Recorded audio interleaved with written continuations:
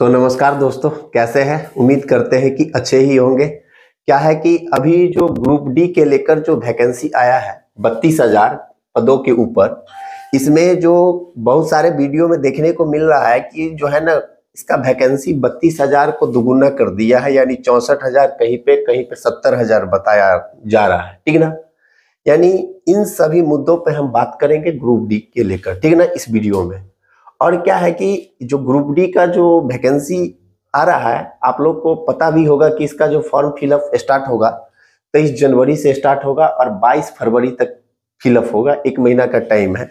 और इसका जो है ना, आपको सिलेबस क्या रहने वाला है, इसमें एज क्या होगा और इसके लिए क्वालिफिकेशन क्या है, इन सभी बातों पर मैं इस वीडियो में बात करूंगा। इसलिए आप लोग इस वीडियो में शुरू से लास्ट तक बने रहिए, ताकि जो भी इससे रिलेटेड बात बताएं उसका जो है ना, आप लोग को जानकारी प्राप्त हो सके। तो चलिए इन सभी चीजों पे बात करते हैं, ठीक ना। तो देखिए, सबसे पहला बात कि जो ग्रुप डी के लेकर जो नोटिस आया था, ये नोटिस ये था कि जो है ना 8/2024, यानी 2024 का जो रेलवे की तरफ से ये 8वां नोटिस था, ठीक ना। इसमें जो दिया है क्या कि आपको ओपनिंग डेट एप्लीकेशन जो है ना 23/1/2025, यानी 23 जनवरी से फॉर्म फिलअप होगा। और कब तक फॉर्म फिलअप होगा? 22/2/2025 आपको दिया है क्या, 11:59 PM, ठीक है ना। उसके बाद जो नीचे लिखा है क्या कि various post in level 1 of 7 CPC पे मैट्रिक्स, जो है ना, इसका बेसिक पे 18,000 होता है।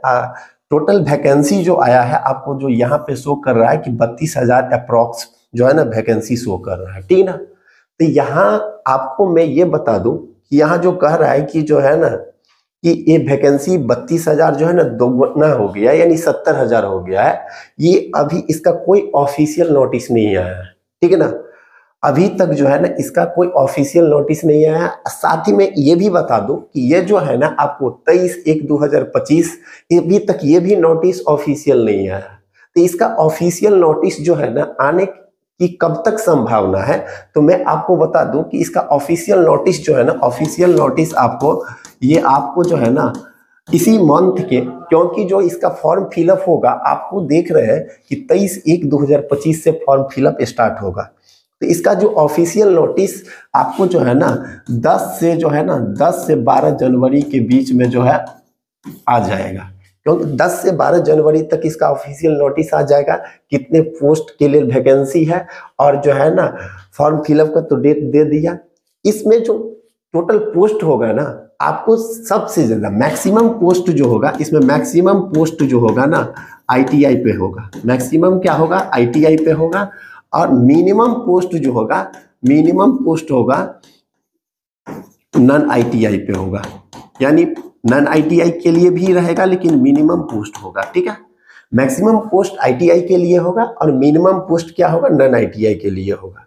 उसके बाद में जो ग्रुप डी का जो सिलेबस है उस पे बात कर लेता हूं, ठीक है।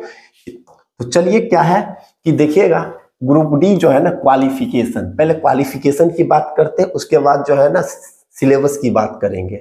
तो देखिएगा, ग्रुप डी का लिए जो क्वालिफिकेशन है, आपको क्लास 10th प्लस ITI, यहाँ जो लिखे क्लास 10th प्लस ITI है, 10th और ITI के लिए भी रहेगा। इसमें कुछ पोस्ट जो है ना नॉन ITI के लिए भी रहेगा, ठीक है ना।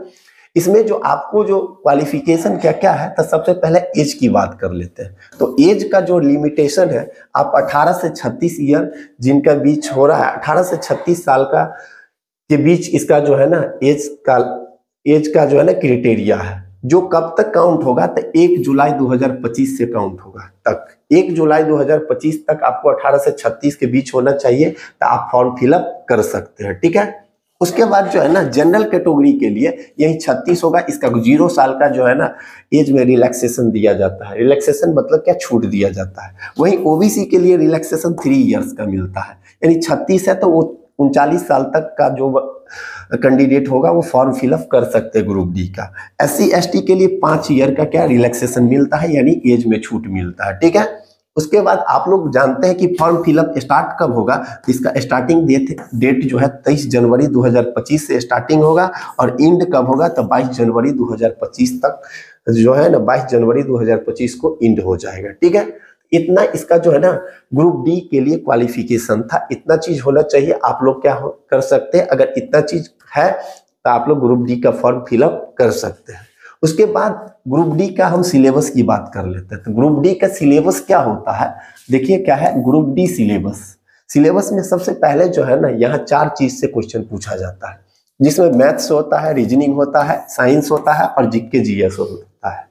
मैथ, रीजनिंग, साइंस और जीके जीएस, जिसमें मैथ्स से टोटल 25 क्वेश्चन पूछा जाता है, रीजनिंग से 30 क्वेश्चन पूछा जाता है, साइंस से 25 क्वेश्चन पूछा जाता है और जीके जीएस से टोटल कितना 20 क्वेश्चन पूछा जाता है। ठीक है, इस प्रकार टोटल जो क्वेश्चन होता है कितना होता है, 100 क्वेश्चन होता है। कितना क्वेश्चन होता है, 100 क्वेश्चन होता है।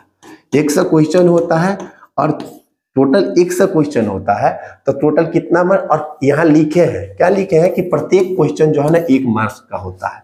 तो 100 क्वेश्चन है तो टोटल कितने मार्क्स का होगा, 100 मार्क्स का होगा। ठीक है, और एक क्वेश्चन 1 मार्क का होता है। अगर एक क्वेश्चन सही करते हैं तो 1 मार्क दिया जाता है। अगर निगेटिव मार्किंग का भी इसमें जो है ना स्कीम है, जिसमें क्या होता है निगेटिव मार्किंग, अगर एक क्वेश्चन गलत करते हैं तो 1/3 जो है ना सही से काट लिया जाता है, यानी निगेटिव मार्किंग जो है ना 1/3 है। ठीक है, तो इस तरह से जो है ना इस ग्रुप डी का क्या है सिलेबस है।